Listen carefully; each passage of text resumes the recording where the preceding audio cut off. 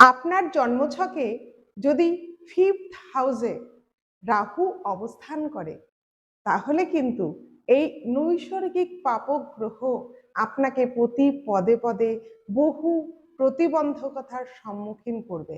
প্রতি পদে পদে আপনার বাধা আসবে জীবনে।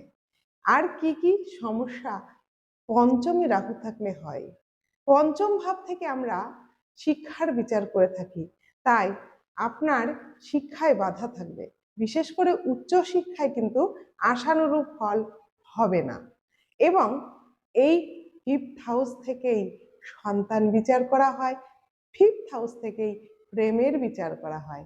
তাই আপনার জীবনে প্রেমে প্রচুর বাধা থাকবে, ব্রেকআপ হয়ে যাবে যখন তখন, এবং প্রেম কিন্তু পরিণতি পেতে বাধাপ্রাপ্ত হবে।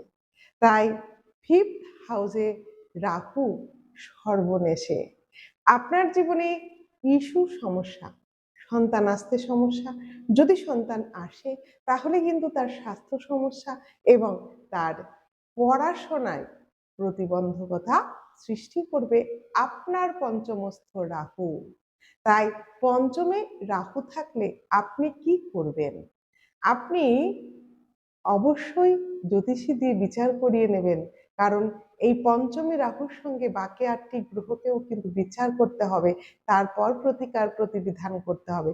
তবে ইন জেনারেল একটি কাজ করলে এই দুর্বিষহ যন্ত্রণা থেকে কিছুটা মুক্তি পেতে পারেন। সেটি হলো, আপনার যদি পঞ্চমে রাহু হয়ে থাকে এবং এই সমস্যাগুলো প্রতিনিয়ত আপনার জীবনে ঘটে চলেছে, তাহলে আপনি কি করবেন? তাহলে একটি ছোট্ট রূপোর হাতি বানাবেন, যার সুরটা থাকবে নিচের দিকে নামানো এবং বাঁ পাটা থাকবে সামনে একটু এগিয়ে এবং ডান পাটা থাকবে একটু পিছন দিকে পিছিয়ে।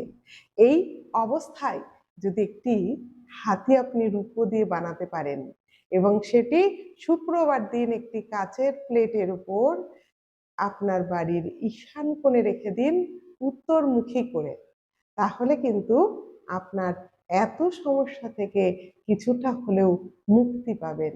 আর অবশ্যই নিজের ছক বিচার করিয়ে নিন, বাকি আরও প্রতিকার আছে যার জন্য আপনি এই সমস্যা থেকে মুক্তি পেতে পারেন। ভিডিও যদি ভালো লাগে, ভিডিও শেষে হর হর মহাদেব লিখে যেতে ভুলবেন না। সকলে ভালো থাকুন, সুস্থ থাকুন।